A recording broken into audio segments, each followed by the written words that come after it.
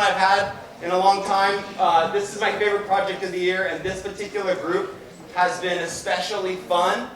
I just love working with them. They have, in the last 5 weeks, had some acting instruction from Pesha. They've chosen scenes, blocked the scenes, memorized their lines. Now they're performing for you. Some of them have memorized over 100 lines of Shakespearean text. I think of Iris, I think of Henry and Reid. They only had to learn 50, but they went above and beyond. And what I love about this unit too is beside all of the language and the diction and the learning of verbal expression and physical expression, what I really love is its collaborative play. They all get out there and they're being creative and they're figuring it out, they're problem solving and figuring out how do we make this as good as we can make it. So I just love that. And these guys have jumped in so much. Every day in class I walk in, I basically say, work on your scenes, and they kind of just spread out all on the top floor. Some are out on the lawn, some are in the classroom, some here are on the stage, some are in the back of the theater, and I just kind of roam around. And, I've got to make sure that they're doing something, they're not on their phones or, whatever it is that they're going to do, or just sitting around chatting. But I tell you what, this group, every single day, they're out there working. They were just so engaged in the process that it made it really, really fun. And I think you're going to love the end result of all that work. So I just want to give them a huge thank you and a big round of applause for that.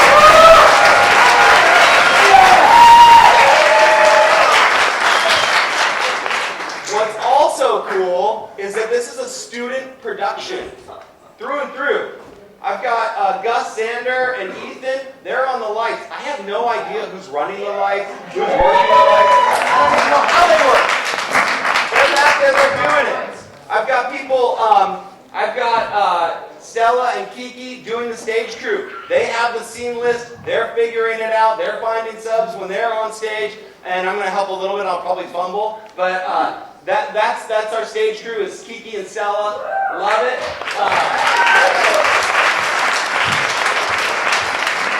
Teya took one for the team. Today I was like, maybe we need a reader, somebody who actually is in the backstage, who doesn't get to watch the play, to make sure that if a student drops a line or somebody does forget something, that you've got line, and then she'll read it out to you. So Teya's back there being our reader tonight.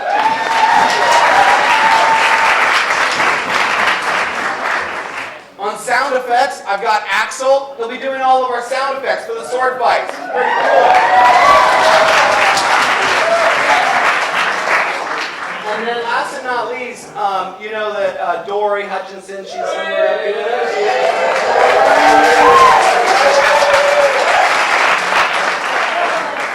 Can you make it? Yeah, come on, Dorie. Okay, come on into the light now. Yeah.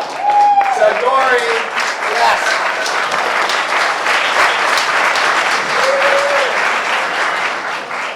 Dorie has been put together all of these costumes for us. She's done it for years. We've been working together for years, and it's such a pleasure every year. I just think that it was so cool when the costumes first started showing up, and all the kids started getting dressed in them, and then I couldn't get them to take off the dresses. Like, hey, no, you got to put that back. You can't walk around school in that thing, And so they love the costumes. They're super happy, and it brings the play to life.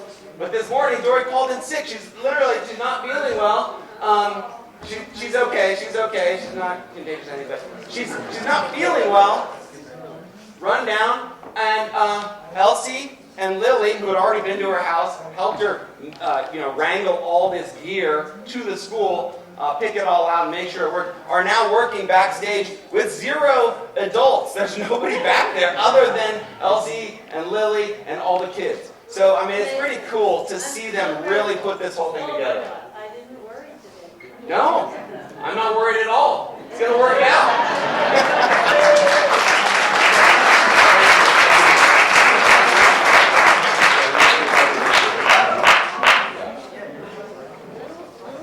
I don't know why she's not feeling well. She's been stuck in a tiny room with 30 screaming 15-year-olds for 3 weeks.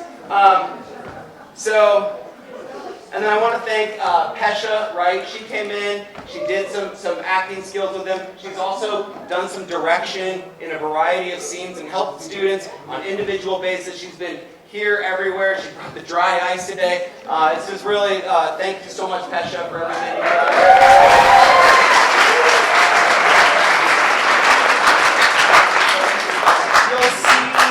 Richard Wilkie, as usual, our master artist, our artist in residence, put together this stage yet again. He designed it. He painted all these pieces. He's just a master, and we're thankful for him every year. So thank you.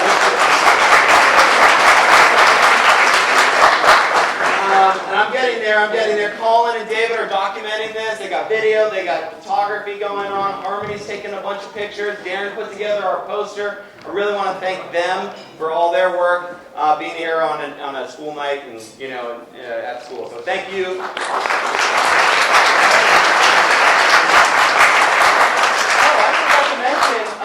Iris and Brooke put together that beautiful playbill that I hope you all got one. They were in the hallway. They put that together. I just said, hey, will you make a program? They were like, sure, here you go. 2 days later, I've got this beautiful color playbill. Pretty impressive stuff. All right, and now the question you've all been asking. Why Shakespeare? The guy's dead. He's been dead for 400 years. Why do we keep doing him? First of all, he's still the most played director, playwright of all time. Not only in years past, but today in the present world, more people, more production houses are doing Shakespeare than any other playwright out there. Pretty incredible. He's also the originator of our language. If anybody had any influence on our language, he had the most.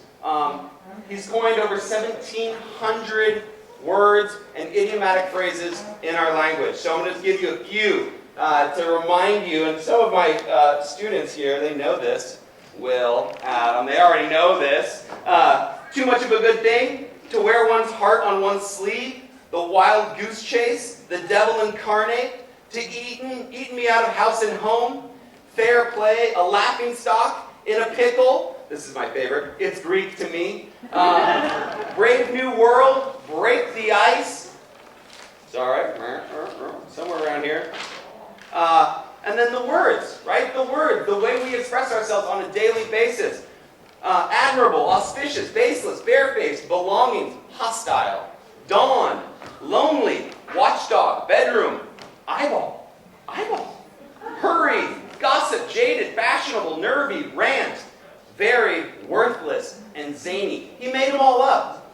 Used them in his plays, and now they're in our language. He's also, I learned this actually from Pesha this year, and I kind of had a sense of this, but literally his structure of storytelling, the way that we tell stories, is based largely on the way that Shakespeare was the first one to create the exposition that went into rising action, the climax, and the falling action, and final denouement resolution, right? If there's any way to express information, and you are the one that basically made up how you do it, you've got some influence, right? You've got some influence on us. He's also got universal themes and characters. Forbidden love, a good man turned evil by ambition, Macbeth. A father who's got to decide how to divide his stuff, King Lear. A lovesick teenager, a jealous mother. All sorts of these characters that really speak to our experience are in the words of Shakespeare. And he's really the one who first truly explored the human condition.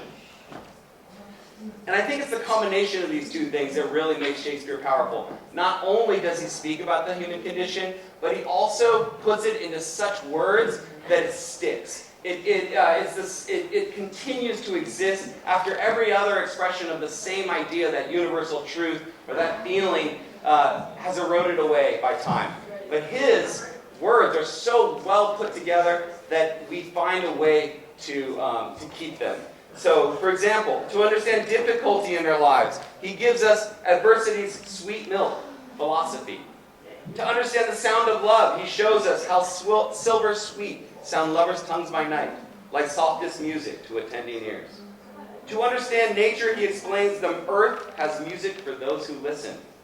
To understand patience, he says wisely and slow. They stumble that run fast. And to understand expectation, he says, expectation is the root of all heartache. So that's why we do Shakespeare. Okay, are you ready for some show? Are you ready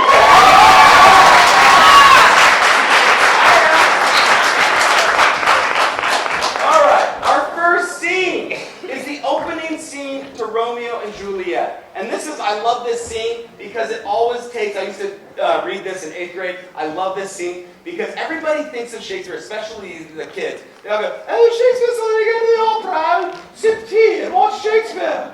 No, Shakespeare was written, he's like the Guy Ritchie of his time, right? He's the Scorsese. He's the person that is creating art for the people. And remember, the people were standing in the mud, in the rain. They were probably a little bit drunk. They were illiterate. They want to laugh, okay? And this scene, I think, really speaks to it. And Teya, Dorie, and Ella are going to give it to us. All right.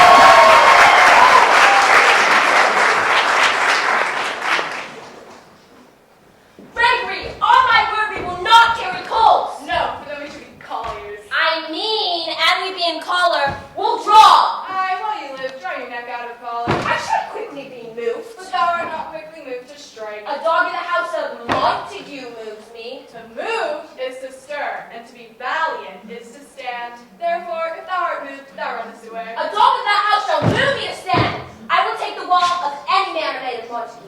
That shows thee a weak slave, for the weakest goes to the wall. 'Tis true, and therefore woman, being the weaker vessels, are ever thrust to the wall. Therefore I will push Montague's men from the wall and thrust his maids to the wall. The quarrel is between our masters and us, their men. 'Tis all one. I will show myself a tyrant. When I fought with the men, I will be civil with the maids. I will cut off their heads. The heads of the maids? Aye, the heads of the maids. Or the maid heads. Take it in what sense thou wilt. They must take it in sense that feel it. Me they shall feel unable to stand. And 'tis known I will prove this flesh.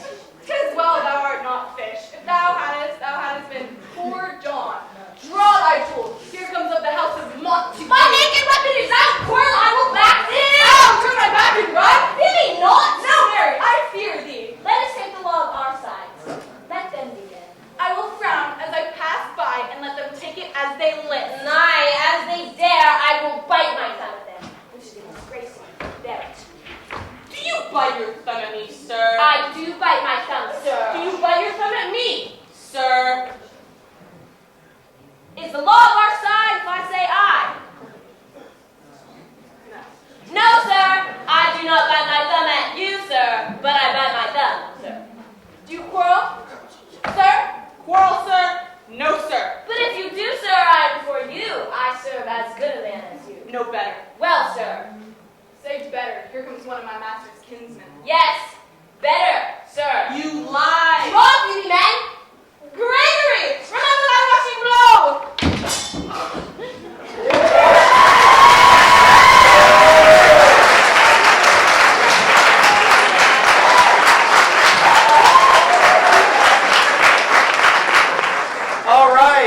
The next scene is actually a continuation of the current scene. It's the opening to Romeo and Juliet. And Romeo, played by Reid, is talking to his good friend Benvolio about how in love he is. The funny thing is, he's not in love with Juliet. He's never even met her yet.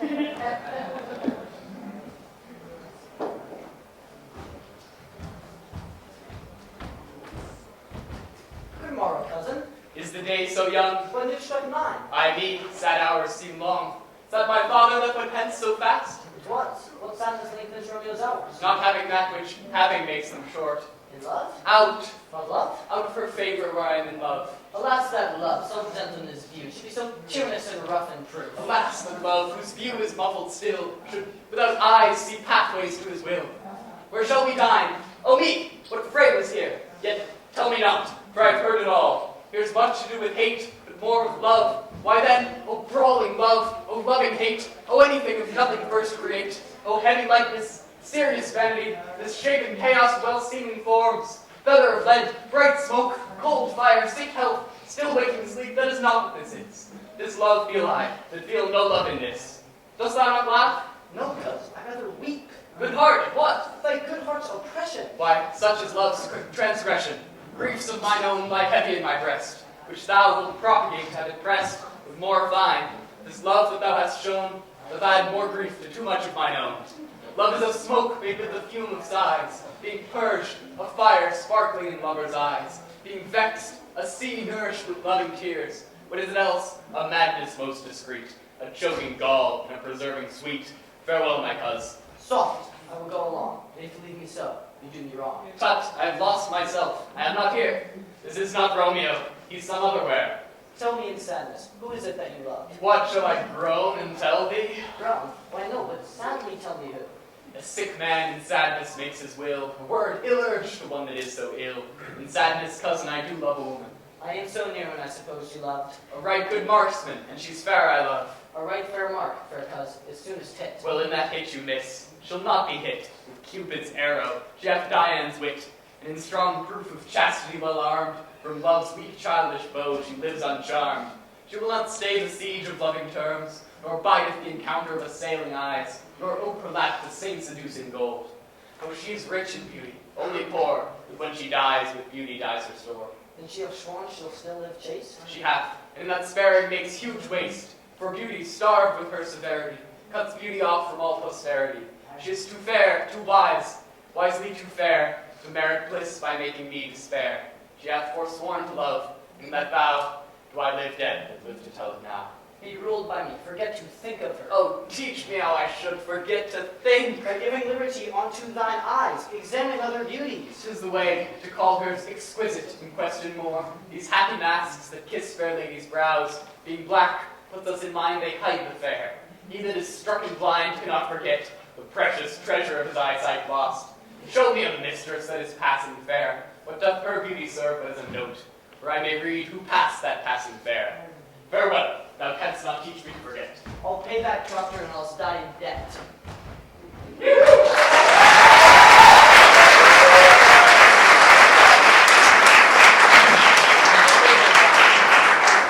And now we probably have one of the most famous scenes Shakespeare ever wrote, the balcony scene. You all remember it. It's a little bit of a tradition here, and Geoffrey and Zander are keeping up with Shakespearean tradition, which is boys playing girls.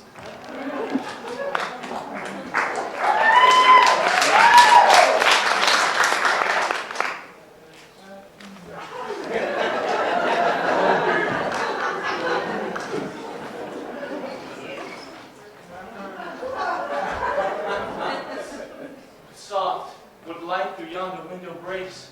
It is the east, and Juliet is the sun. Arise, fair sun, and kill the envious moon. It is my lady, oh, it is my love. See how she leans her cheek upon that hand, that I were a glove upon that hand, that I might touch that cheek. Ay, me. She speaks. Speak again, bright angel, for thou art as glorious to the night, being over my head as a winged messenger of heaven. Oh, Romeo, Romeo, wherefore art thou, Romeo?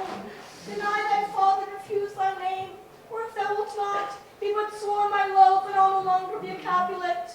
Shall I hear more, or shall I speak at this? Is but thy name that is my enemy? What's in a name? Thou call a rose by any other word that smell as sweet. So Romeo would, were not Romeo called, attain that dear perfection which he owes without that title. Romeo, doff thy name, for thy name which is no part of thee, take all myself. I take thee at thy word.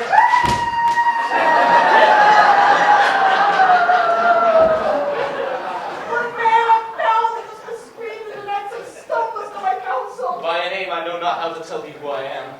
Art thou not Romeo, and a Montague?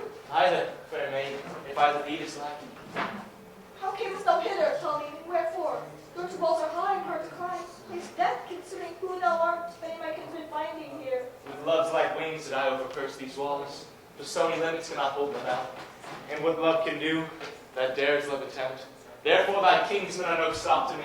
If they do see thee, they will murder thee. I have night's cloak to hide me from their eyes. And, let thou love me. Let them find me here. My life better ended by their hate, than death prorogued wanting of thy love. By whose direction foundst thou out this place? By love, that did first prompt me to inquire. He lent me counsel, I lent him eyes. Dost thou love me? I know thou wilt say I, and I will take thy word. And if thou swearest, thou mayst prove false. If thou dost love, pronounce it faithfully. Lady, by yonder blessed moon I vow, that tips with silver all these fruit tree tops. Swear not by the moon and constant moon, lest that thy love prove likewise variable. What shall I swear by? Do not swear at all, or if thou wilt swear by thy gracious self, then I'll believe thee. My heart's dear love. But do not swear. Although I joy in thee, I have no joy in this contract tonight. It's too rash, too unadvised, too sudden. Too like the lightning which doth cease to be, or one can say it lightens. Sweet good night. This bud of love, my summer's ripening breath, may prove a beauteous flower when after we meet. Good night, good night. Oh, wilt thou leave me so unsatisfied? What satisfaction canst thou have tonight? The exchange of thy love's faithful vow for mine. I gave it thee before thou didst request it, yet it would have worked to give again. Wouldst thou withdraw it? For what purpose? Love? But to be frank and give it thee again. My bounty is as boundless as the sea, my love is deep. The more I give to thee, the more I have, for both are infinite. Oh, Juliet! I hear some words within, dear love, adieu. And on, good nurse. Sweet Montague, be true, stay but a little, I will come again. Oh, blessed, blessed night. I'm afeard. Being in night, all this is but a dream, too flattering sweet to be substantial.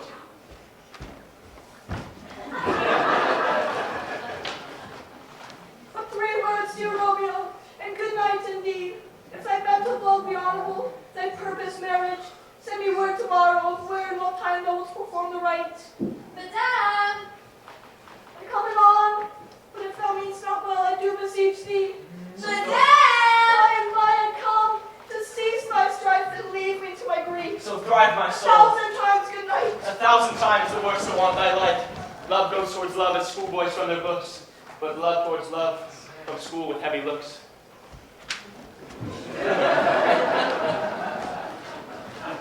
Hiss, Romeo, hiss! It is my soul that calls upon my name, like silver sweet sound love's tongues by night, like softest music to attending ears. Romeo! My dear, At 1 o'clock tomorrow shall I send to thee. by the hour of 9, I will not fail.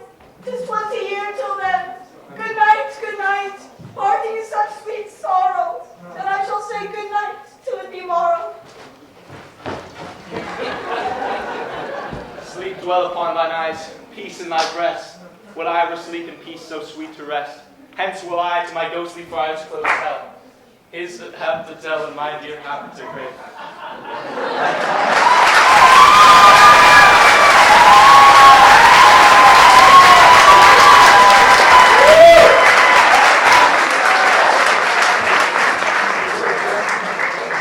This play is about teenagers. They meet Friday night. They get married Saturday morning. Romeo?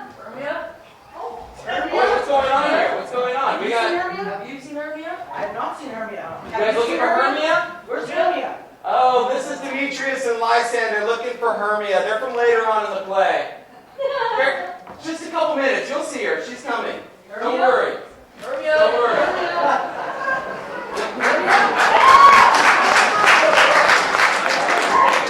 That was Iris's idea. I love it. Okay. We're actually killing time because Geoffrey's got a little bit of a costume change going on.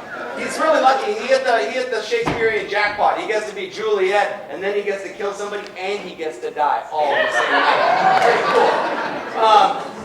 Our next scene is the moment when Romeo goes to find his friends to tell them, I just got married! But unfortunately walks into a fight that is about to start between Mercutio and Tybalt.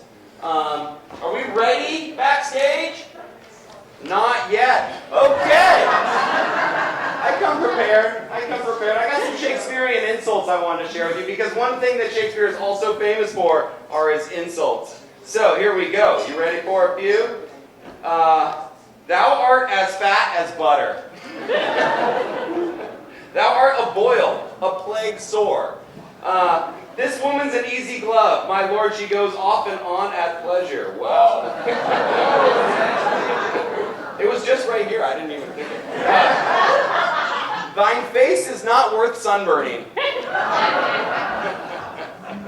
There's no more faith in thee than in a stewed prune. The tartness of his face sours ripe grapes. Ang! Aroint thee, go away, rump-butt-fed runyon. Peace, you fat guts. My wife's a hobby horse.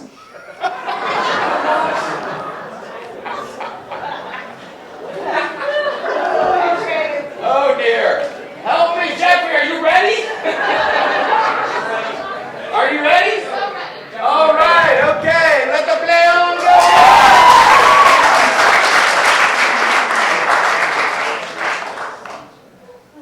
I pray thee, good Mercutio, let us retire. The day is hot, the capitals are broad, and if we meet, we shall not escape a brawl. For these hot days is the mad blood stirring.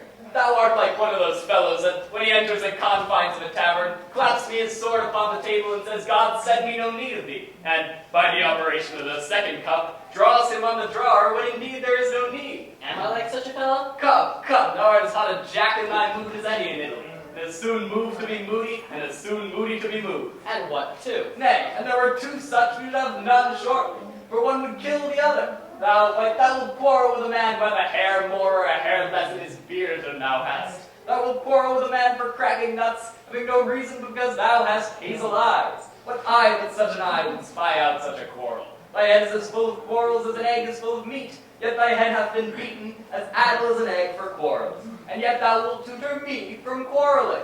And I were so apt to quarrel as thou art, for any man should buy the fee simple of my life for an hour and a quarter. The fee simple, oh simple. Gentlemen, By my head, here come the captains. By my heel I care not. a word from you. And but one word with one of us, couple it with something. Make it a word and a blow. You should find out enough to that, sir, and you will give me You occasion. do not take some occasion without giving.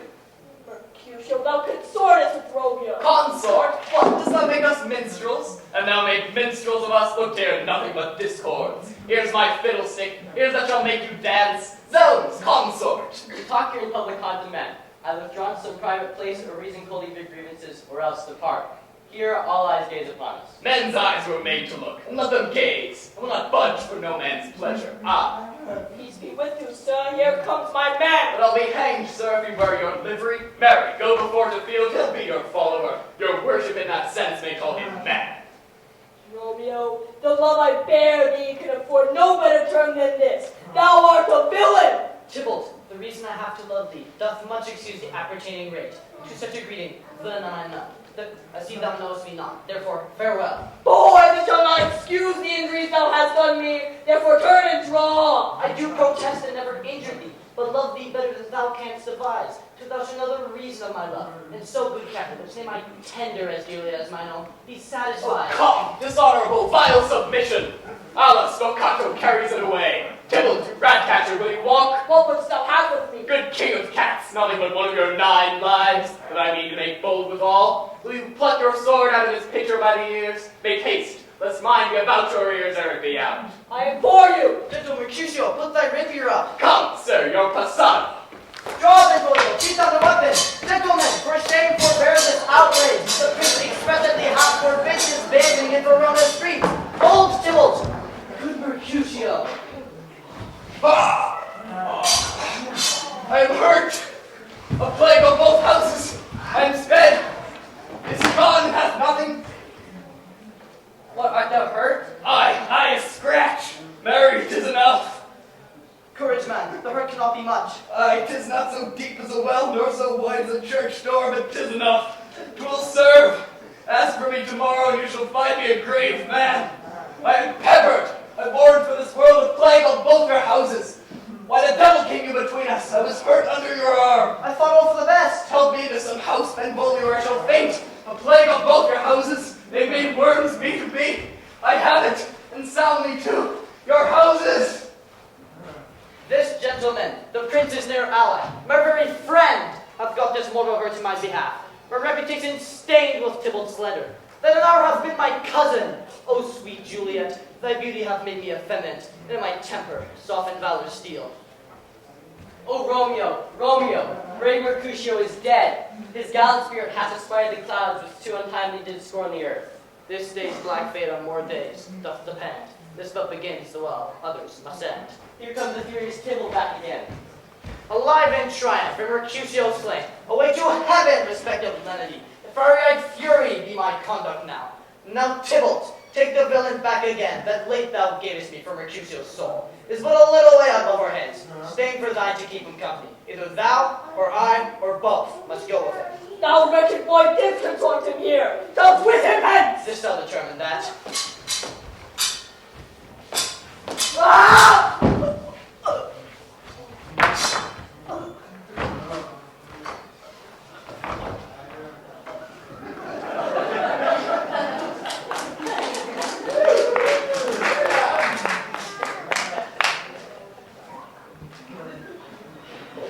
Array, Romeo, be gone. The citizens are up in Tybalt's slain. The prince shall doom thee death if thou art taken. Therefore be gone away. Oh, I am fortune's fool! Why dost thou stay? Which way ran he that killed Mercutio? Tybalt, that murderer, which way ran he? There lies that Tybalt. Up, sir, go with me. I charge thee in thy princely name, obey. Where are the vile beginners of this fray? O noble prince, I can discover all, the unlucky manage of this fatal brawl. Here lies the kinsman slain by Romeo, who slew thy kinsman, brave Mercutio. Oh, cousin, oh, my brother's child. Prince, the blood is spilled of my dear kinsman. Prince, as thou art true, for blood of ours, shed blood of Montague. And Aliyah, who began this bloody fray? Here lies Tybalt, slain by Romeo, who slew thy kinsman, brave Mercutio.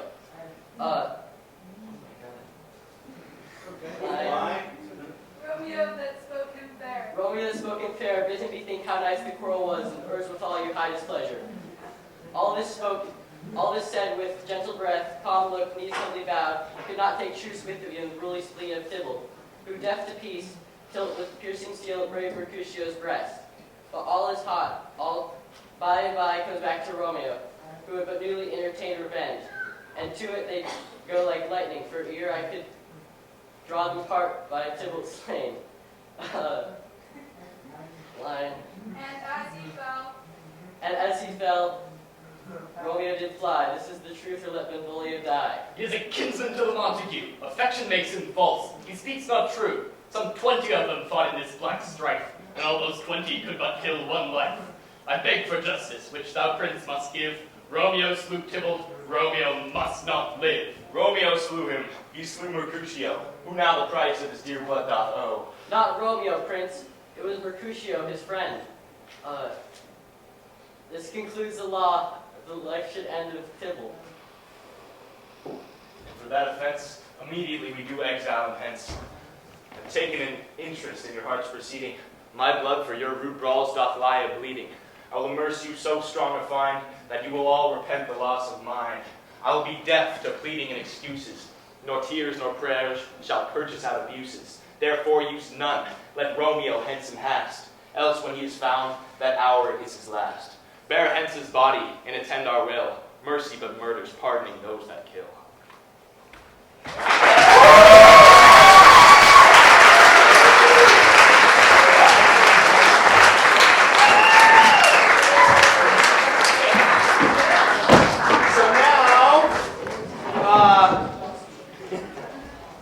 Juliet's grieving the exile of Romeo, but her parents obviously don't know that she got married. So, like all parents do, they try and make their children happy. And so they marry her, they promise her hand in marriage to Paris. She's not going to take the news well from Mom. Sorry, Mary.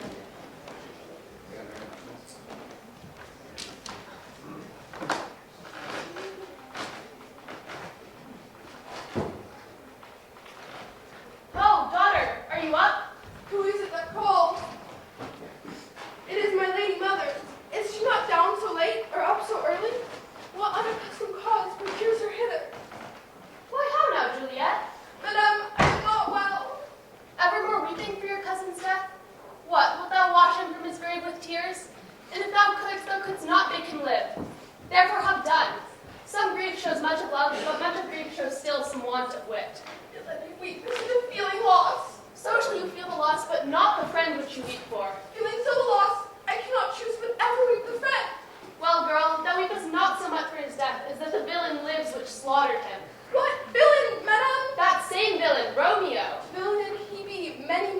Zander. God pardon him, I do, with all my heart, yet no man like he doth grieve my heart. That is because the traitor murderer lives. I, madam, far from the reach of these my hands, would none but I might venge my cousin's death. We will have vengeance for it. Fear thou not, then weep no more. I'll send to one in Mantua where that same banished renegade doth live. Shall give him such an unaccustomed dram that he shall soon keep Tybalt company. And then I hope thou wilt be satisfied. Indeed, I never shall be satisfied with Romeo till I behold him. Dead is my poor heart, for a kinsman vexed. Madam, if you could find out what a man to bear poison, I would temper it. That Romeo should, upon receipt thereof, soon sleep in quiet. Oh, how my heart abhors to hear him named, and cannot come to him to wreak the love I bore my cousin upon his body that slaughtered him. Find thou the means, and I'll find such a man. But now I'll tell thee joyful tidings, girl. And joy comes well in such a needy time. What are they, beseech, your ladyship? Well, well, thou hast a careful father, child, one who, to put thee from thy heaviness, hath sorted out a sudden day of joy, that thou expects not, nor looked not for. Madam, in happy time, what day is that? Marry, my child, early next Thursday morning, the gallant, young, and noble gentleman, the County Paris, at St. Peter's Church, shall happily make thee there a joyful bride. Now by St. Peter's Church, and Peter too, he shall not make me there a joyful bride. I wonder at this haste that I must wed, ere he that to me my husband comes to woo. I pray you, tell my lord and father, madam, I shall not marry yet. And when I do, I swear it shall be Romeo, whom you know I hate, rather than Paris. These are news indeed. Here comes your father. Tell him so yourself, and see how he will take it at your hands.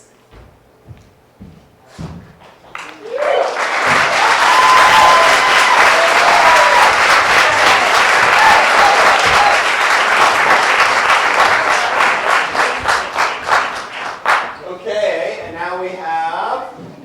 Oh yes, here. Juliet. Yeah. So, in order to get out of the marriage with Paris, Juliet goes to Friar Lawrence, who, wisely gives her a potion that will make her look dead, so that she's dead for 40 hours, and then she's going to go into the tomb, and then he's going to send to Mantua, get Romeo. Romeo's going to meet her there, and then bring her out to back out to Mantua. Nobody had ever understood why didn't she just go to Mantua, but, well, we don't really know. Teenagers,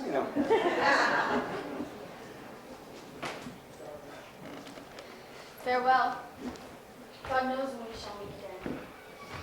I have a faint cold fear thrills through my veins that almost freezes up the heat of life. I'll call them back again to comfort me. Nurse! What should she do here? My dismal scene. I needs must act alone. Calm bile. What if this mixture do not work at all? Shall I be married then, tomorrow morning? No, no, this shall forbid it. Lie thou there. What if it be a poison which the friar suddenly had administered to Taming dead, lest in this marriage he should be dishonored because he married me before to Romeo? I fear it is. And yet, methinks it should not, for he hath still been tried a holy man. How if, when I am laid into the tomb, I wait before the time that Romeo come to redeem me? There's a fearful point. Shall I then be stifled in the vault to whose foul mouth no healthsome air breathes in, and there die strangled ere my Romeo comes?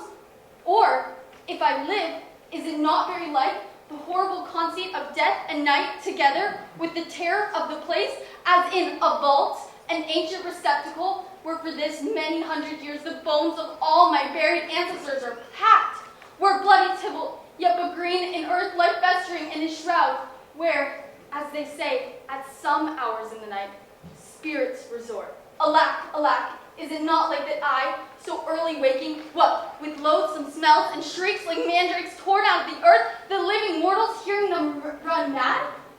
Oh, shall I not be distraught, environed with all these hideous fears, and play with my forefathers' joints, and pluck the mangled Tybalt from his shroud?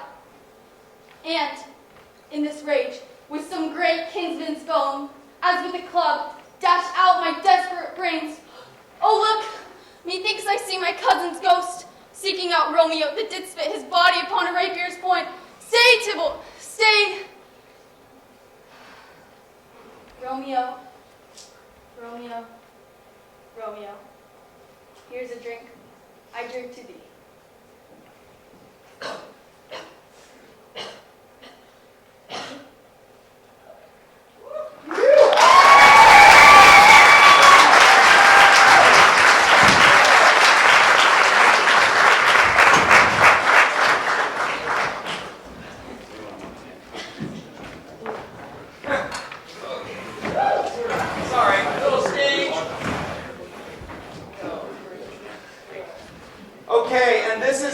The final scene of the play, we actually have a cameo. Marina came back to perform with her sister. This is the tomb in which Romeo finds Juliet. Remember, she's not dead. She only looks dead. You know, things go badly.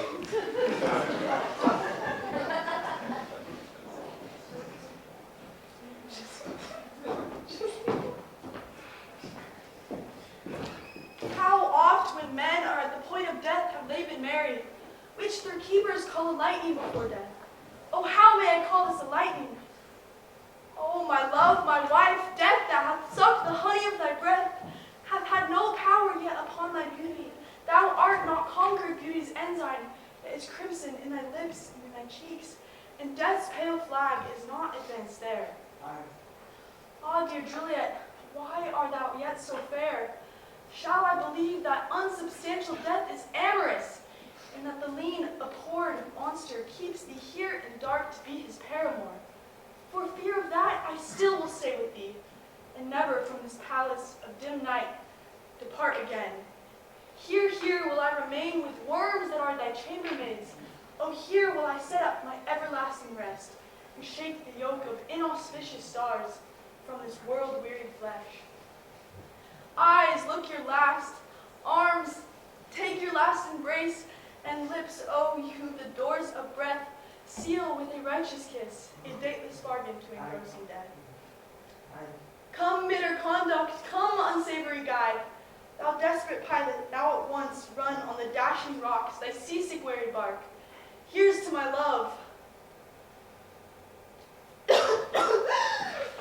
Oh, true apothecary, thy drugs are quick. Thus with the kiss I die.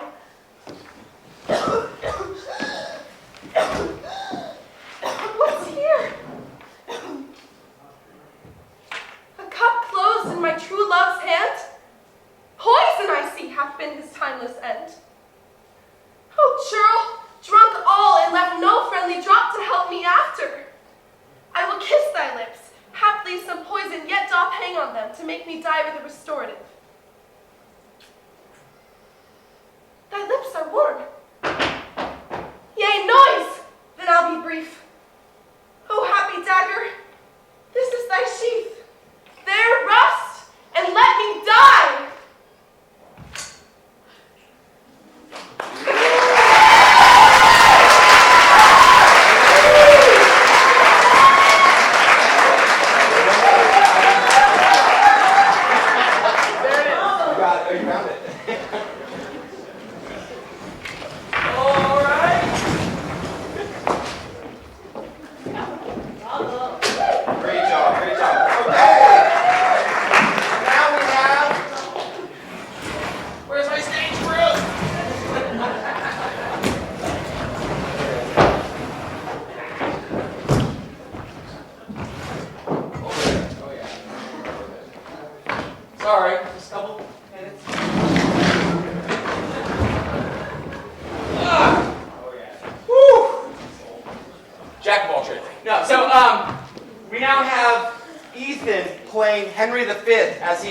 To inspire his troops once more into the breach against the French during the 100 Years' War.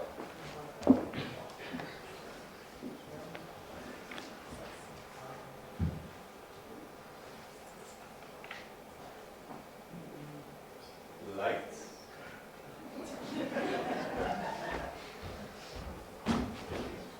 Once more unto the breach, dear friends, once more. Or close the wall up with our English dead. In peace, there's nothing so becomes a man as modest stillness and humility. But when the blast of war blows in our ears, then imitate the action of the tiger. Stiffen the sinews, summon up the blood, disguise fair nature with hard-favored rage. Then lend an eye a terrible aspect, let pry through the portage of the head.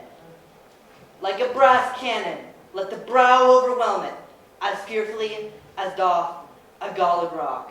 Overhang and jutty his confunded base, swill with the wild and wasteful ocean.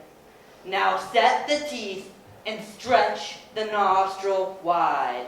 Hold hard the breath and bend up every spirit. On, you noblest English, whose blood is fet from fathers war-proof. Fathers laugh, like so many Alexanders, have in these parts from morn till even fought, and sheath their swords for lack of argument. Dishonor not your mothers, now attest that those whom you'd call fathers did beget you. Be copy now to men of grosser blood, and teach them how to war. And you, good yeomen, whose limbs were made in England, show us here the mettle of your pasture. Let us swear that you are worthy of your breeding, which I doubt not, for there is none of you so mean and base that hath not noble lustre in your eyes. I see you stand like greyhounds in the slips, straining upon the start. The game's afoot. Follow your spirit, and upon this cry God for Harry, England, and St. George!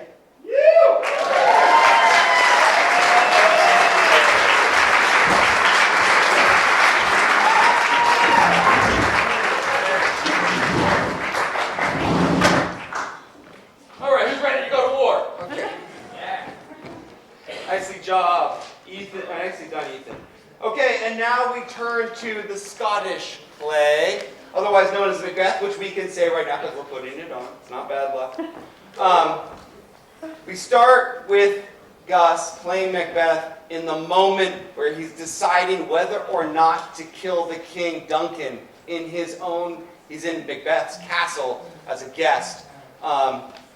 He gets manipulated by his wife, and as I always thought, that behind every tyrant is a manipulative and murderous woman. I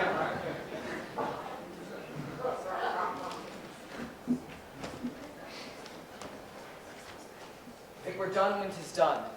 Then 'twere well if it were done quickly. His assassination could trammel up the consequence, and catch with its surcease success. Not that this blow might be the be-all and the end-all here. But here, upon this bank and shoal of time, we jump the life to come. But in these cases, we still have judgment here.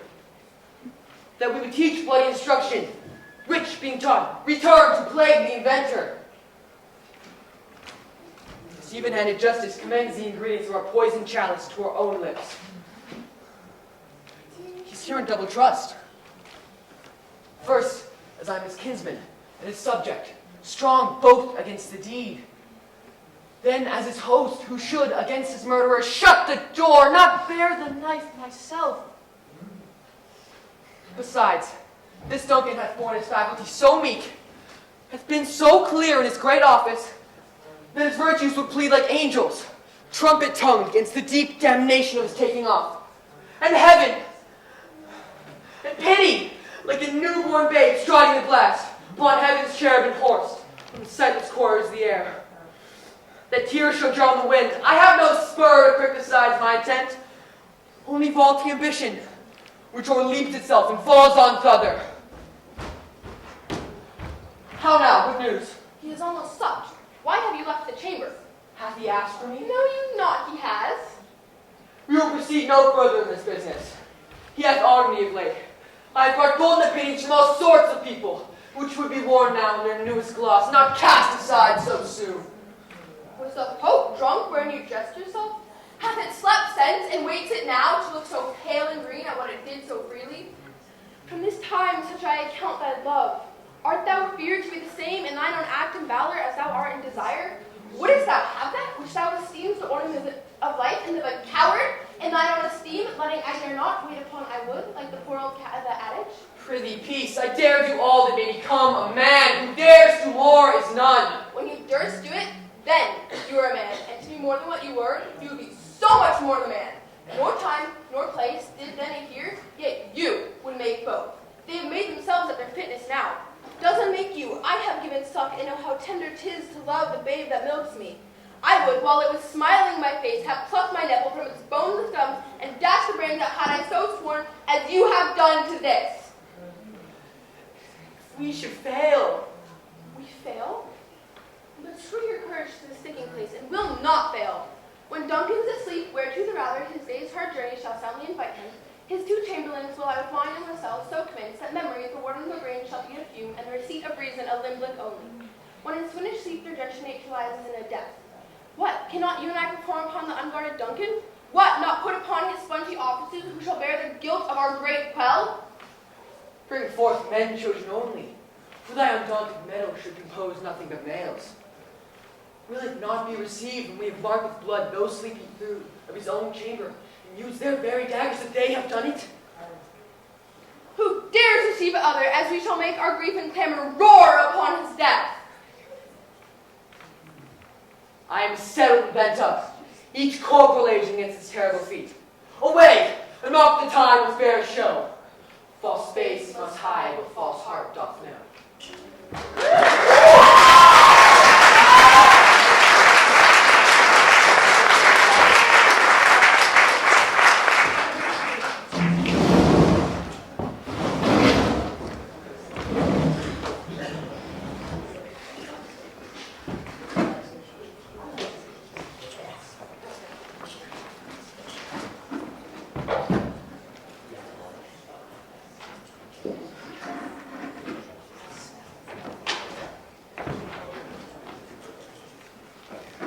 So we now have Macbeth going back to the witches to get the prophecy because he's worried things are not going very well. He's murdered all of his enemies, including some of his best friends, and still people don't like him.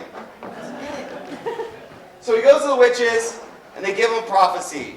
1, a man of woman born cannot kill Macbeth. Good news, he can't die. The other one is Macbeth will never be in danger until Burnham Wood moves to Dunsinane Castle. Well, he says, well, of course, a wood is not going to move, so he's good.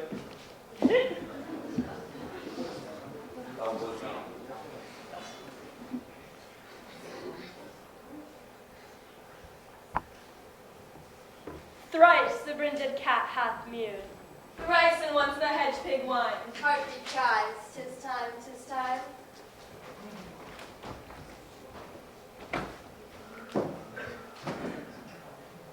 Round about the cauldron go, in the poison entrails throw. Toad that under cold stone days and nights is 31. Swelter venom sleeping got, boil out first at the charming pot. Double, double, toil and trouble, fire burn and cauldron bubble. Fillet of a fenny snake in the cauldron, boil and bake.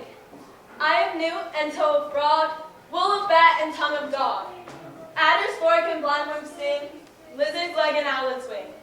For a charm of powerful trouble like a hell broth, boil and bubble. Double, double, toil and trouble, fire burn and cauldron bubble. Scale of dragon, tooth of wolf, witch's mummy, maw and gulf, raven of the salt sea shark, root of hemlock diggeth in the dark, liver of blaspheming Jew, gall of goat, and slips of you, slivered in the moon's eclipse, nose of Turk, in Tartar's lips, fingered of first strangled babe, ditch delivered by a drab, make the gruel thick and slab, add thereto tiger's chaldron for the ingredients of our culture. Double, double, toil and trouble, fire burn and cauldron bubble. Cool it with a baboon's blood, then the charm is firm and good. Oh, well done. I commend your pains, and everyone shall share their gains. And now about the cauldron sing like elves and fairies in a ring, enchanting all that you put in. By the pricking of my thumb, something wicked this way comes. Open locks, whoever knocks. How now, you secret black and midnight hags? What aren't you doing? A deed without a name? I conjure you by that which you profess. However you come to know it, answer me. Though you untie the winds and let them fight against churches, though ye see waves confound and swallow navigation up, though bleated corn be lodged and trees blown down, though castles topple on their warders' heads, though palaces and pyramids can slope their heads to their foundations, though the treasure of nature's germans tumble all together, even till destruction sicken, answer me to what I ask you. Speak, demand. Will answer. Say if the haddocks rather hear it from our mouths or from our masters. Call him. Let me see him. Poured sow's blood that hath eaten her nine pharaoh. Grease that sweating from the murder's given thrown to the plate. Come high or low, thyself in office deftly show. Tell me, thou unknown power. He knows thy thought. Hear his speech, but say thou not. Macbeth, Macbeth, Macbeth. Beware Macduff. Beware the thane of fight. Dismiss me, enough. Whatever thou art, for thy good caution thanks. Thou hast heart my fear right, but one word more. He will not be commanded. Here's another more potent than the first. Macbeth, Macbeth, Macbeth. Had I 3 ears, I'd hear thee. Be bloody, bold, and resolute. Laugh to scorn the power of man, for none of woman born shall harm Macbeth. Then live, Macduff, what need I fear of thee? But yet I'll make assurance double sure, and take a bond of faith. Thou shalt not live, that I may tell pale-hearted fear it lies, and sleep in spite of thunder. What is this that rises like the issue of a king, and wears upon his baby round, round and top of sovereignty? Listen, but speak not to it. Be lion mettled, proud, and take no care. Who chafes, who frets, or where conspirators are. Macbeth shall never vanquish be until great Burnham Wood to high Dunstan and Hill shall come against him. That will never be. Who can impress the forest, bid the tree, unfix its earthbound roots? Sweet Bodemic's good. Rebellious dead rise never till the wood of Burnham rise, and our headplace Macbeth shall live the least of nature, pay his breath to time immortal custom. Yet, tell me, my heart throbs to know one thing. If your art can tell so much, shall Banquo's issue ever reign in this kingdom? Seek to know no more. I will be satisfied. Aye, sir, all this is so, but why stands Macbeth thus amazingly? Come, sisters, cheer me up its sprites, and show the best of our delights.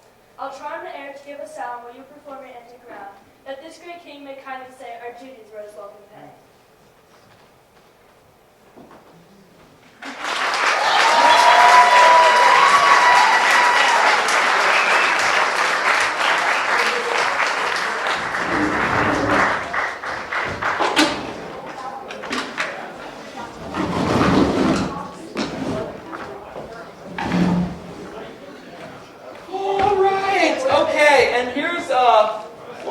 The scariest scenes of the play. It's Lady Macbeth sleepwalking while being watched by a doctor and a gentlewoman. What's interesting is what's really cool about this scene is that it was kind of designed, dreamed up by 2 of our middle school students as to how to play it. So you'll see 2 Lady Macbeths. One is the actual Lady Macbeth, the other is her reflection. And we should have a mirror. Where's our mirror?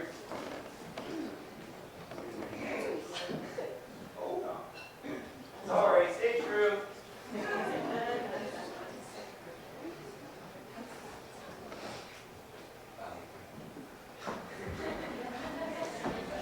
Don't mind me. Here we go. Okay.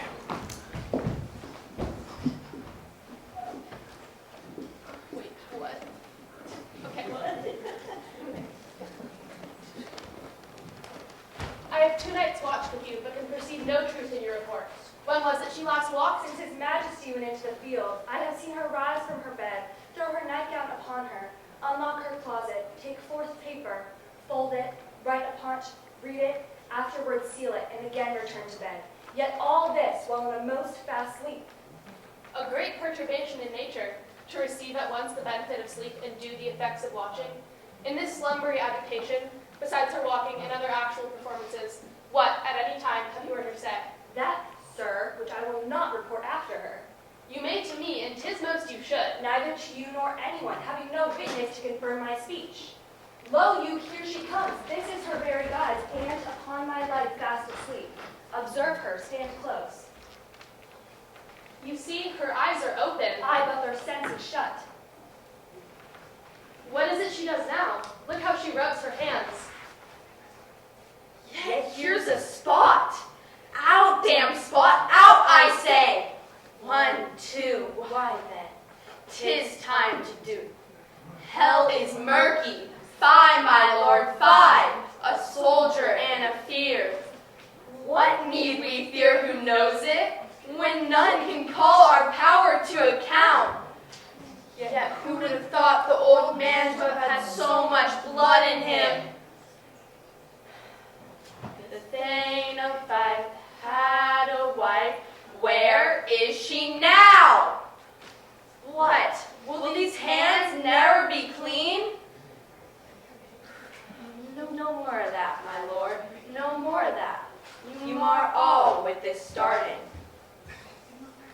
Go to, you have known you should not. She has spoke what she should not. I am sure of that. Heaven knows what she has known. Here's the smell of the blood still. All the perfumes of Arabia will not sweeten this little hand. Oh. This disease is beyond my practice, yet I have known those who have walked in their sleep, who have died holily in their beds. Wash your hands, put on your nightgown, look not so pale. I tell you yet again, Banquo's buried, he cannot come out on's grave. To bed, there's knocking at the gate. Come, give me your hand. What's done cannot be undone. To bed. Will she go now to bed? Directly. Foul whisperings are abroad. Unnatural deeds do breed unnatural troubles. Infected minds to their death pillows will discharge their secrets. More needs she the divine than the physician. God forgive us all. Look after her. Remove from her the means of all annoyance and still keep eyes upon her. So good night. My mind has made it and amazed my sight. I think, but dare not speak. Good night, good doctor.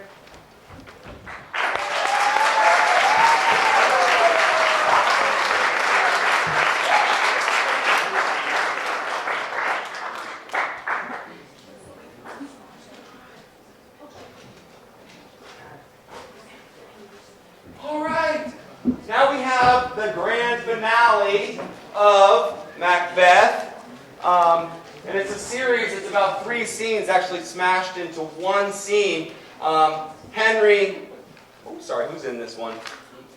Henry, Niko, Chase is playing both young Seward and Malcolm, the son of the king, and Ethan playing Ross.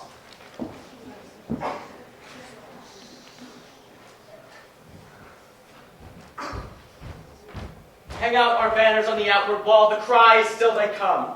Our castle's strength will laugh to cease discord. Here, let them lie till famine and the ague eat them up. Were they not forced with those that should be ours, we might have met them dareful, beard to beard, and beat them backward home. What is that noise? It is a cry of woman, my good lord. I've almost forgot to taste of fears. The time has been my senses would have cooled. To hear a night shriek in a spell of air, what did a dismal treaties rouse and stir?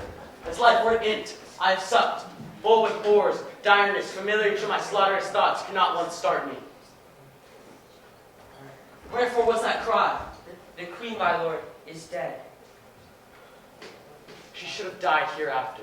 There would have been a time for such a word. Tomorrow, tomorrow, and tomorrow creeps in this petty pace from day to day to the last syllable of recorded time. And all our yesterdays have left fools the way to dust of death.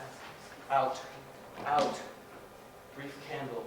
Life's but a walking shadow, a poor player that struts and frets his hour upon the stage and then is heard no more. It is a tale told by an idiot, full of sound and fury, signifying nothing.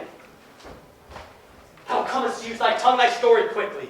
Gracious, my lord, I shall report that which I say, I saw, but know not how to do. Well, say, sir. As I did set my watch upon the hill, I looked toward Burnham, and anon without, the wood began to move. Liar and slave! Let me endure your wrath, if it not be so. Within the 3 miles may you see it coming. I say, a moving road.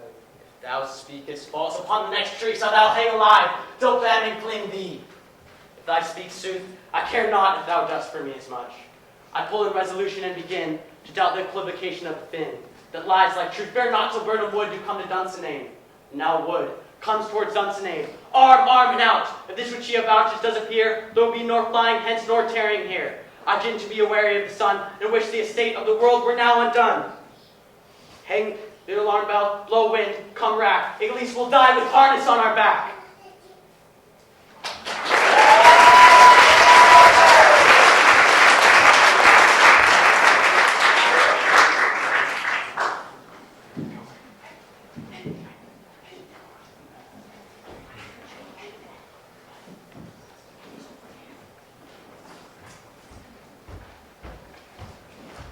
They've tied me to a stake. I cannot fly, but bear-like I must fight the course. What's he that was not born of woman? Such a one I am to fear or none. What is thy name? Thou shalt be afraid to hear it. No, thou wilt callest thyself a harder name than any is in hell. My name's Macbeth. The devil himself could not pronounce a title more hateful to mine ear. Nor no more fearful. Thou liest, abhorrent tyrant. With my sword I'll reprove the lies thou speakest.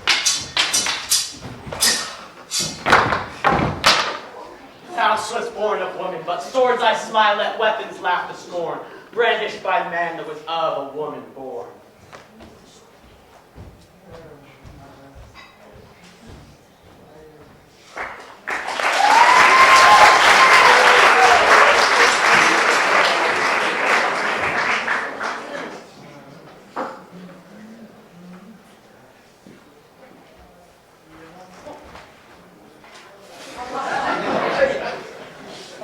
That way the noise is. Tyrant, show thy face. If thou be slain, and with no stroke of mine, my wife and my children's ghosts will haunt me still. I cannot strike that wretched kerns whose arms are hired to bear their stays. Either thou, Macbeth, or else my sword with an unbattered edge. I sheathed again, undeeded. There thou shouldst be. By this great clatter, one of the greatest note seems brooded. Let me find him, fortune, and more I beg not.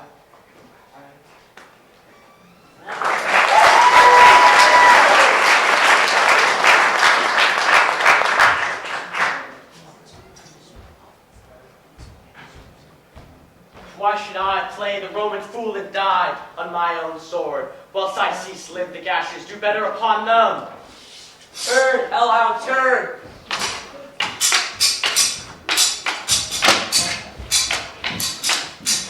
Oh man, I have boarded thee, but get thee back. My soul is too much charged with blood of thine already. I have no words. My voice is my sword.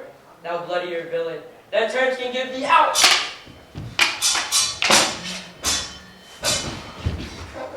How loose the slaver, as easy mayest thou the entrenchant dares make me bleed. Let fall thy blade on vulnerable crest. I bear a charmed life which must not yield to one of woman born. Despair thy charm, and let the angel whom thou still hast served tell thee, Macbeth was from his mother's womb, untimely ripped.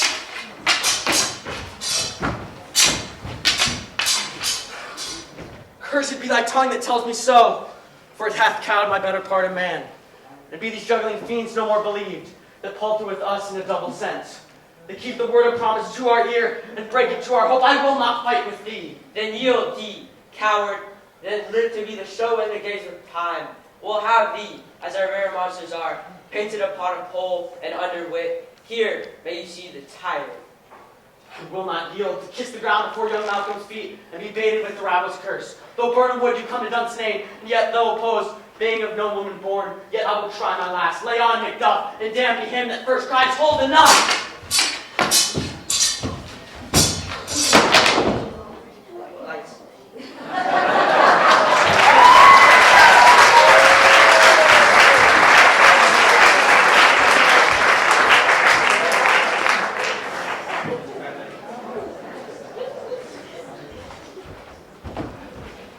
I would the friends we miss were safer eyes. Some must go off, and yet by these I see, so great a day as this is cheaply bought. Macduff is missing, and your noble son. My son, my lord, has paid a soldier's debt. He only lived but till he was man, the which no sooner had his prowess confirmed, in the unshrinking station where he fought, but like a man, he died.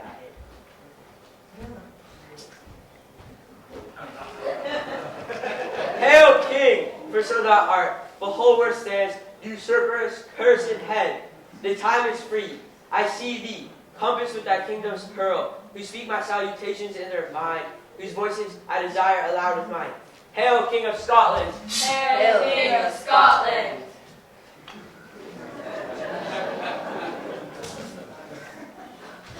We shall not spend a large expense of time before we reckon with your several loves and make us even with you, my lanes and kingsmen. Henceforth be earls the first that ever Scotland, in such an honoured name, once more to do, which would be planted newly with the time, as calling home our exiled friends abroad, that fled the snares and watchful tyranny, producing forth cruel ministers of this dead butcher and his fiend-like queen, who, as 'tis thought by self and violent hands, took off her life.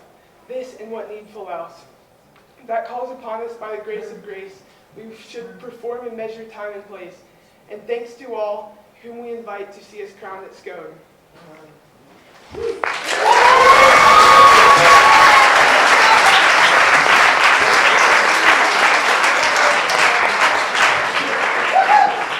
All right, we're coming up on the last few scenes here. We've got Brooke, Marina, and Delilah playing a scene from Taming of the Shrew. Two sisters fighting over a guy.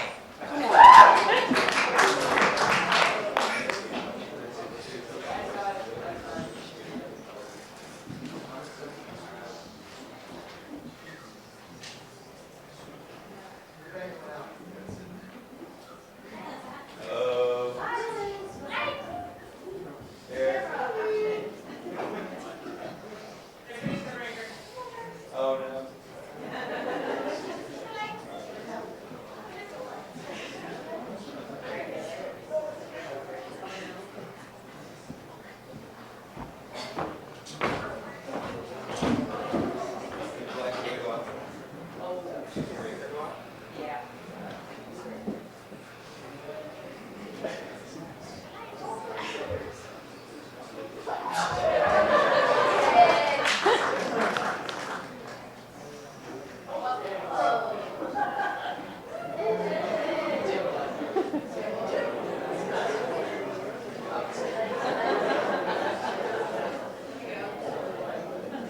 Okay, we're back. Oh, Macbeth, Macbeth.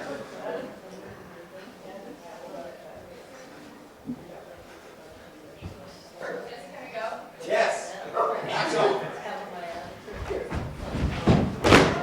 Good sister, wrong me not nor wrong yourself. To make a bondmaid and slave of me, that I disdain. But for these other goods, unbind my hands, I'll pull them off myself. Yea, all my raiment to my petticoat, or what you will command me will I do, so well I know my duty to my elders. Of all thy suitors, here I charge thee. Tell whom thou lovest best. See thou dissemble not.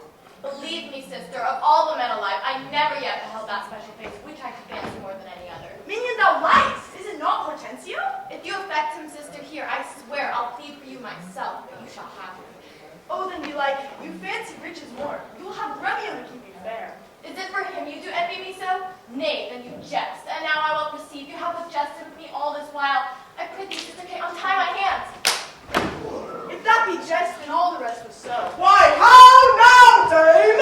Whence grows this insolence? Bianca, stand aside. Poor girl, she weeps. Go ply thy needle. Meddle not with her. For shame thou wielding of a devilish. What? Why dost thou wrong her that did never wrong thee? When did she cross thee with a bitter word? Her silence flaunts me, and I'll be revenged. What in my sight? Bianca, get me in! What? Will you not suffer me? And now I see. She is your treasure. She must have a husband. And I must dance barefoot on her wedding day. And for your love to her, need apes in hell. Talk not to me. I will go sit and weep till I can find occasion of revenge. Was ever a gentleman thus grieved as I?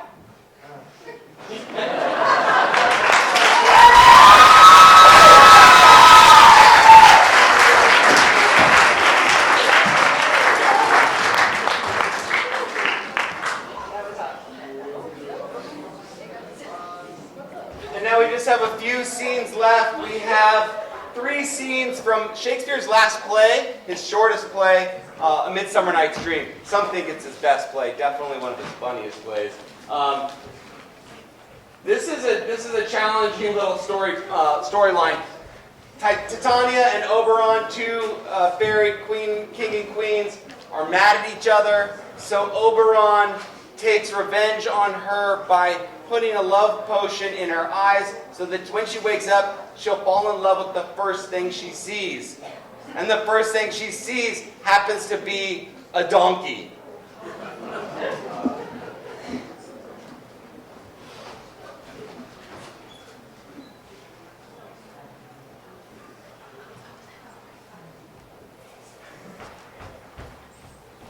Not yet.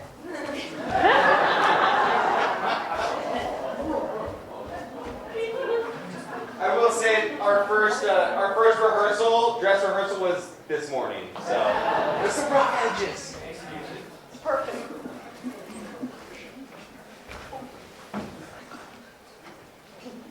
No, oh my God.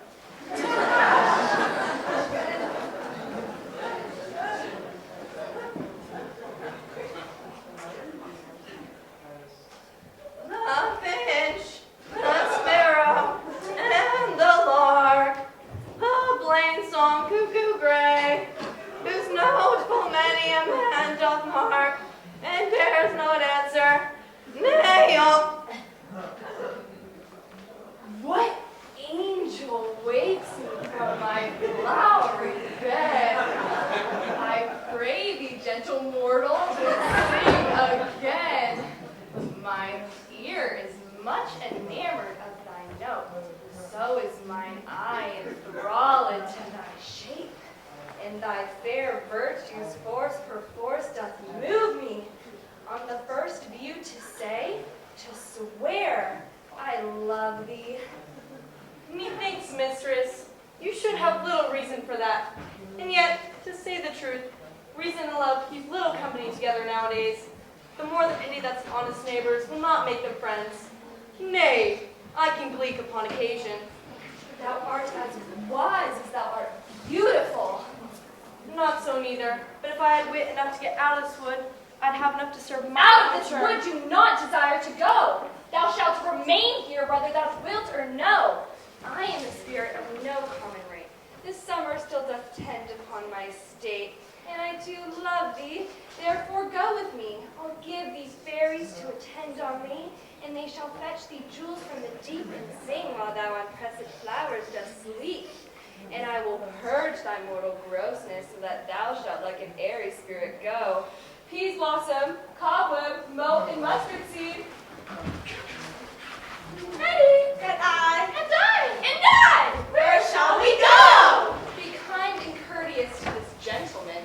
Hop in his box and gambol in his eyes. Feed him with apricots and dewberries, with purple grapes, green figs, and mulberries. The honey bags steal from the humble bees, and for night tapers crop their waxen thighs and light them with the fiery glowworm's eyes. To have my love to bed, to arise, and pluck the wings from painted butterflies to fan the moonbeams from his sleeping eyes. Nod to him, elves, and do him courtesies. Hail, mortal! Hail! Hail! Hail! I cry your worship's mercy heartily. I beseech your worship's name. Cobweb! I shall desire you more acquaintance, good Master Cobweb. If I cut my finger, I shall make bold with you. Your name, honest gentleman? Peas Blossom. I pray you, commend me to Mistress Squash, your mother, and Master Peascod, your father. I shall desire you more acquaintance too, good Master Peas Blossom. Your name, I beseech you, sir? Mustard Seed.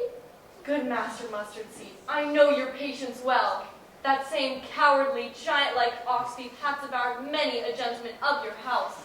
I promise you, your kindred hath made my eyes water ere now. I shall desire you more acquaintance, good Master Mustard Seed. Come, wait upon him, lead him to my bower.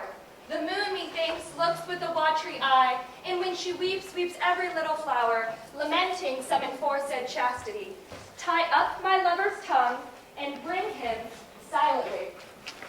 Wait.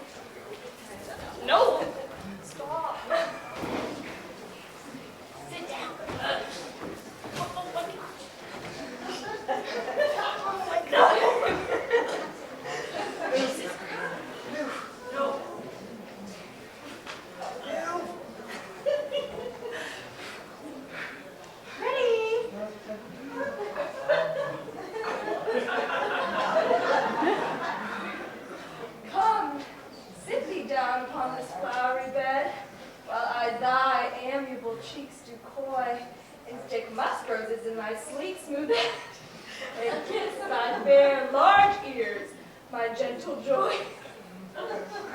Where's Peas Blossom? Ready? Scratch my head, Peas Blossom. Where's Monsieur Cobweb? Ready? Monsieur Cobweb, good Monsieur, get you your weapons in your hand and kill me a red-hipped humblebee on the top of a thistle. And, good Monsieur, bring me the honey bags. Do not fret yourself too much in the action, Monsieur. And, good Monsieur, have a care the honey bag break not. I would be loath to have you overflown with a honey bag, Signor.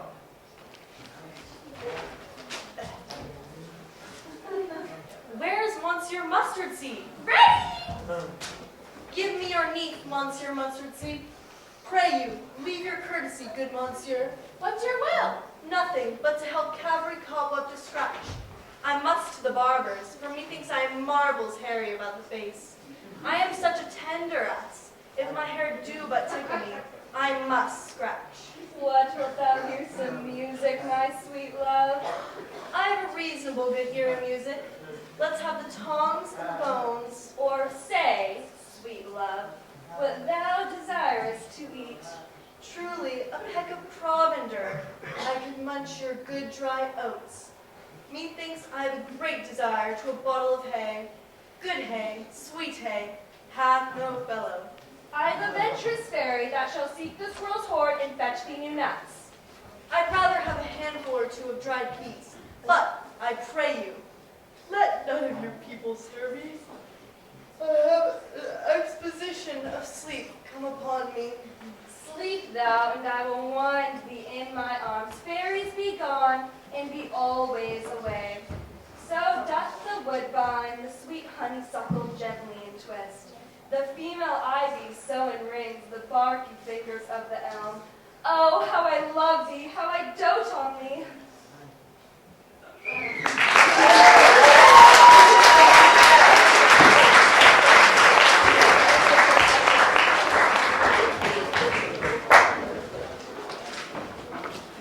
All right. Also, there's a lot of things going on in the forest during this play. So much so that I actually, Iris made this diagram. At the beginning of the play, Lysander and Hermia are in love and getting married, but Demetrius loves Hermia and Helena loves Demetrius. Now, Oberon, trying to fix things as he wants the right people to love each other, and gives love potions to Lysander and Demetrius, who both fall in love with Helena, who has thus far been scorned. So she's really confused and thinks that they're all playing a joke on her, basically. Hermia shows up, and Lysander is no longer in love with her, and she can't figure out what's going on either. It's very confusing.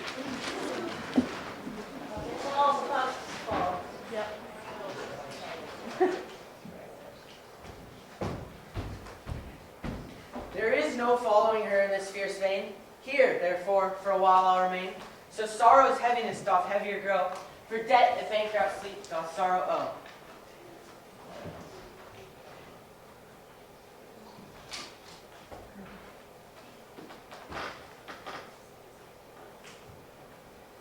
Flower of this purple dye, hit with Cupid's archery. Sink an apple up his eye, when his love he doth espy. Let her shine as gloriously as the Venus of the sky. When thou wakes, if she be by, beg of her for remedy. Why should you think that I should woo and scorn?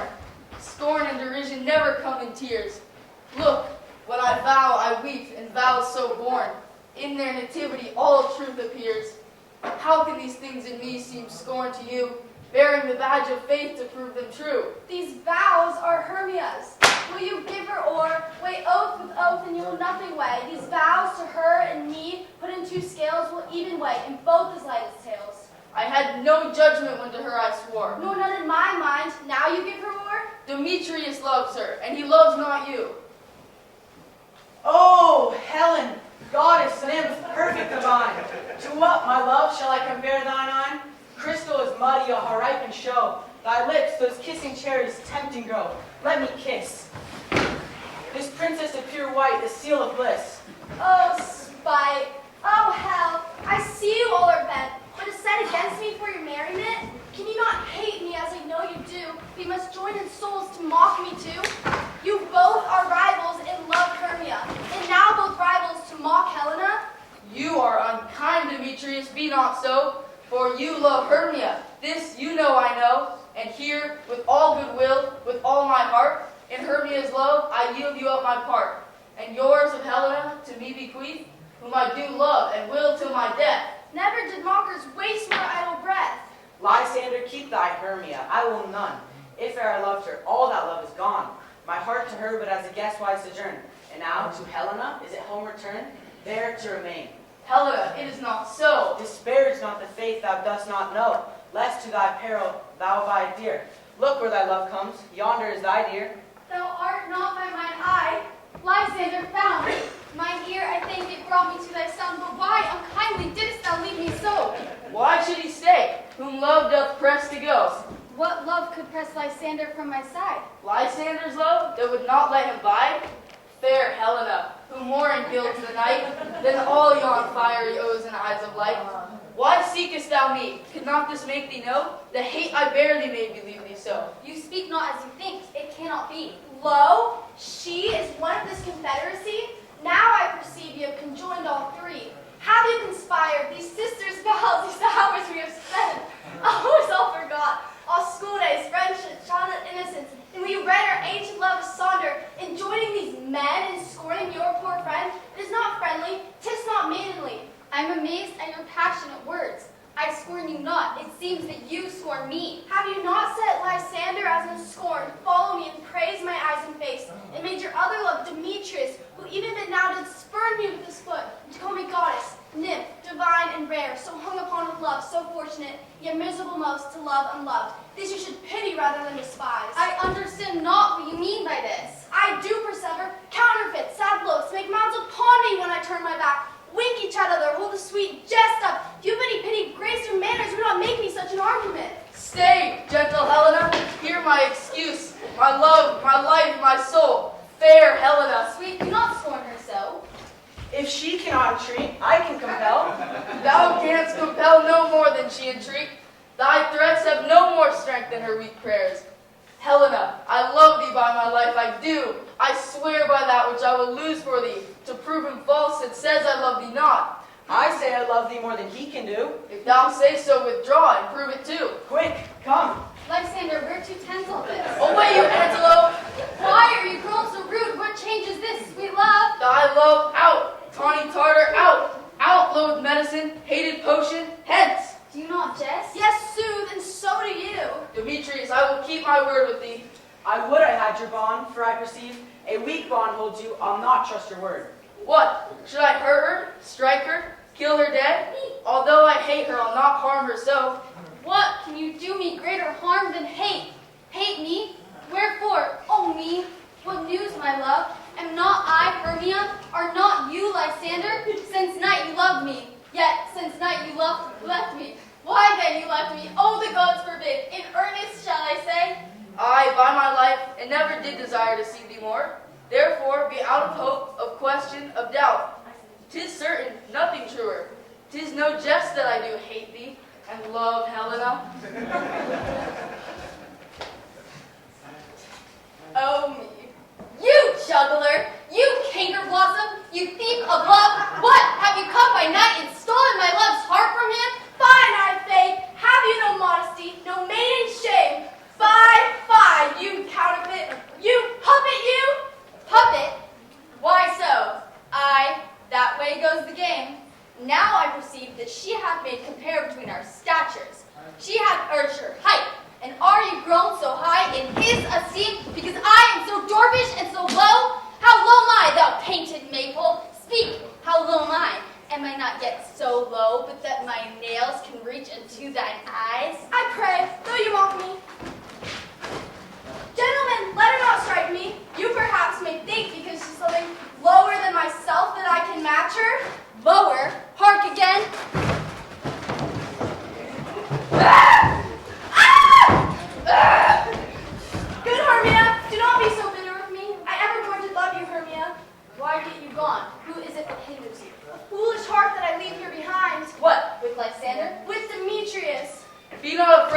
She shall not harm thee, Helena. No, sir, she shall not, When though you she's- take her part. When she is angry, she is keen and shrewd, and though she but little, she is fierce.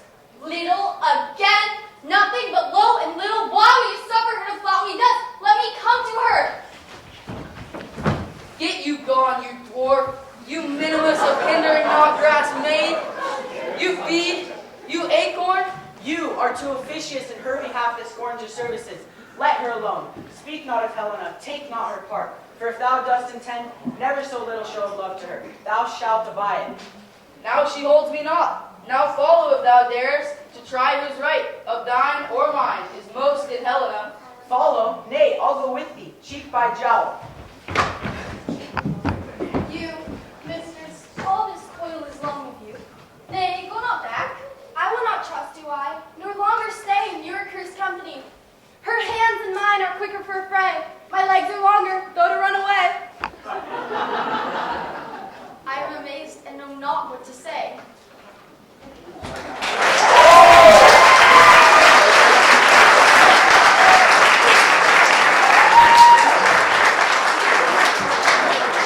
And now our last scene, which is actually Shakespeare's last scene, the grand finale of A Midsummer Night's Dream. A group of mechanicals, craftsmen, peasants, illiterates from the city are putting on a play for the aristocracy, and they're not that excited about it.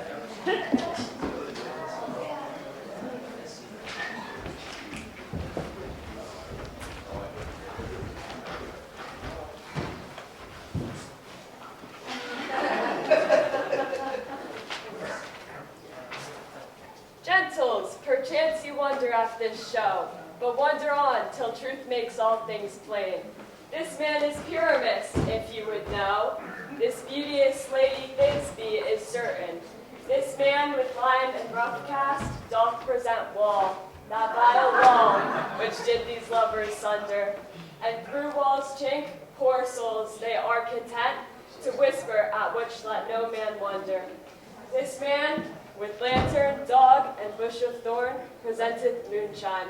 For if you will know, by moonshine did these lovers think no scorn to meet at Ninnis too, there to woo. This grisly beast, which lion hight by name, the trusty Thisbe, coming first by night, did scare away, or rather did affright, and as she fled, her mantle she did fall, which lion vile with bloody mouth did stain. Anon comes Pyramus, sweet youth and tall, and finds his trusty Thisbe's mantle slain. Whereat with blade, with bloody, blameful blade, he bravely brooched his boiling, bloody breast, and Thisbe, tarrying in mulberry shade, his dagger drew and died. For all the rest, let lion, wall, moonshine, and lovers twain at large discourse, while here they do remain.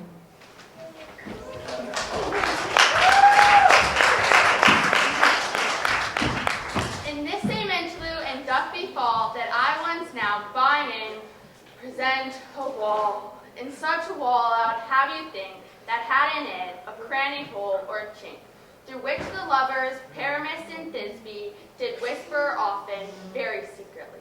This loam, this rough cast, and this stone does show that I am the same wall, the truth is so.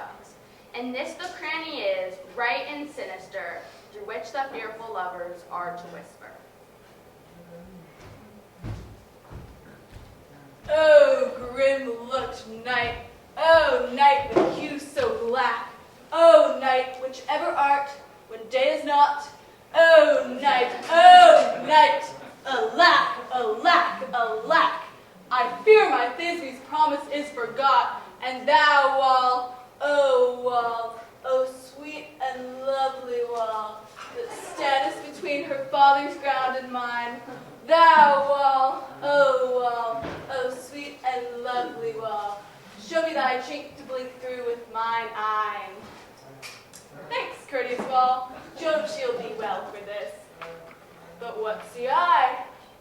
No Thisbe do I see, a wicked wall who through my seat noblest, cursed be thy stones for thus deceiving me. Oh, well, full often hast thou hear my bones, for parting my fair Pyramus and Martin, curse thy stone with lime and hairnet up in thee.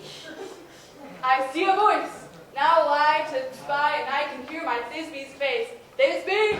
My love, thou art my love, I think.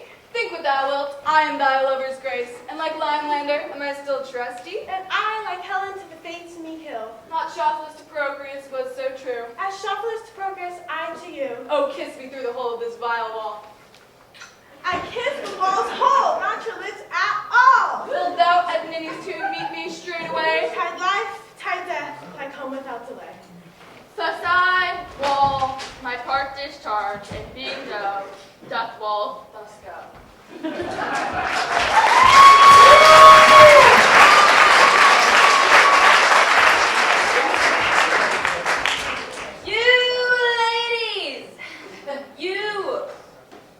Gentle hearts do fear the smallest monstrous mouse that creeps on floor. May now, perchance, both quake and tremble here when lion, rough in wildest rage, doth roar. Then know that I, as Snug the joiner, am a lion fell, nor else no lion's dam. For if I should, as lion, come in strife into this place, 'twere pity on my life. This lanthorn doth the horned moon present. This lanthorn doth the horned moon present. Myself the man, is the moon, you seem to be. All that I have to say is to tell you that this lanthorn is the moon, I the man, is the moon, this thorn bush my thorn bush, and this dog my dog. This is old Ninny's tomb. Where is my love?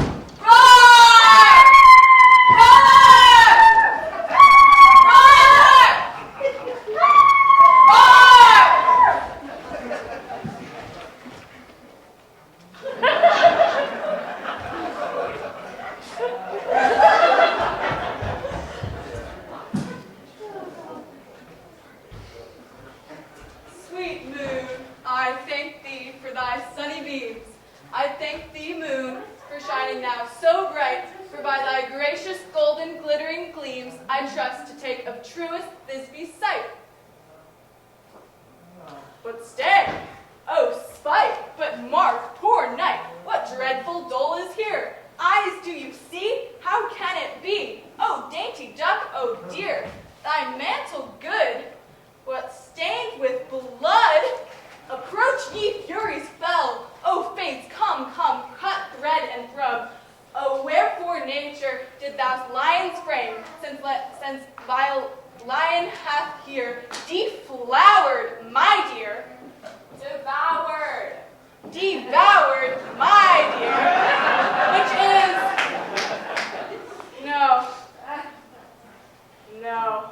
which was the fairest dame that lived, that loved, that liked, that looked with cheer, come tears confound, outsword and wound the path of Pyramus, I that left path where heart doth hop. Thus die I, thus. Now am I dead, now am I fled, my soul is in the sky. Tongue, lose thy light, moon, take thy light. Now die.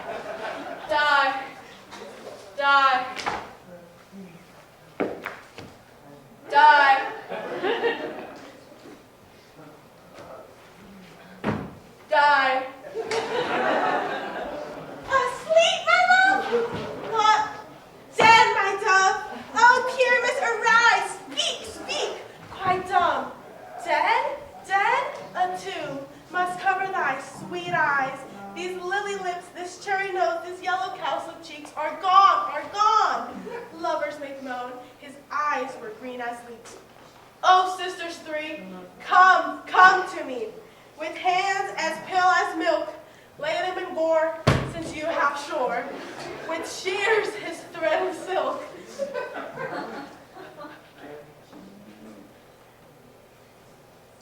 Tongue, not a word.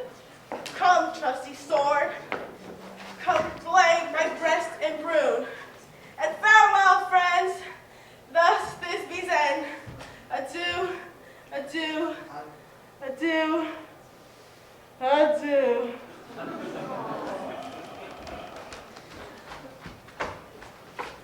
Now the hungry lion roars, and the wolf behowls the moon, whilst the heavy ploughman snores, all with weary tasks for done.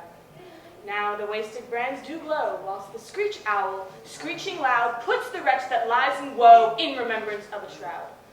Now it is the time of night, that the graves, all gaping wide, everyone lets forth his sprite in the churchway paths to glide. And we fairies that do run by the triple Hecate's team from the presence of the sun, following darkness like a dream, now our frolic. Not a mouse shall disturb this hallowed house. I am sent, with broom before, to sweep the dust behind the door.